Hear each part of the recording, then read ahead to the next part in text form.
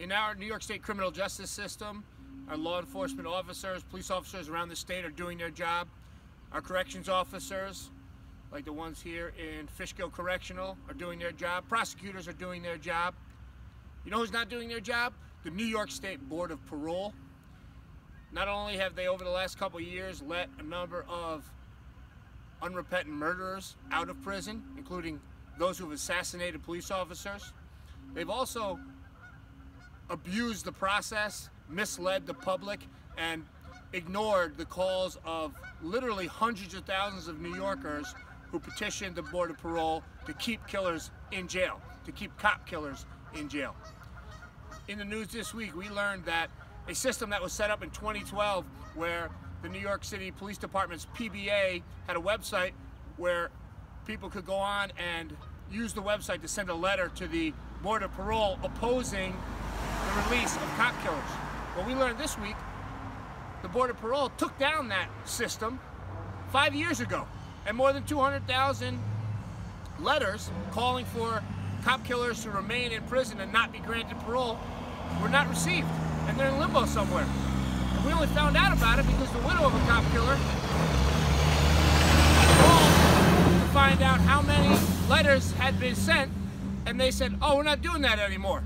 And let me tell you about this situation, because this cop killer is coming up for parole on Monday. His name is Sergio Voy. He killed police officer Michael Russell back in 1979. Michael Russell's sacrifice and heroism are incredible. He was off duty, he was playing softball. He was literally at bat, holding a softball bat. Sergio Voy, who's behind these walls right here, thankfully, because some people in the system do their job. Sergio Voy got in an argument with a shopkeeper, shot the shopkeeper. Police officer Michael Russell chased him down, unarmed, engaged him while Sergio Voy was trying to climb over a fence, and Sergio Voy killed him, widowed his wife, took away the father of the 1- and 3-year-old child at home. And he's behind these bars right now. The Board of Parole, which has made many mistakes over recent years, allowing cop killers to go free, and then the governor allowed them to vote. They have the opportunity on March 18th, next week, to keep this heinous cop killer in jail. Parole board should try to make up for their many mistakes, keeping this cop killer in jail, deny him parole.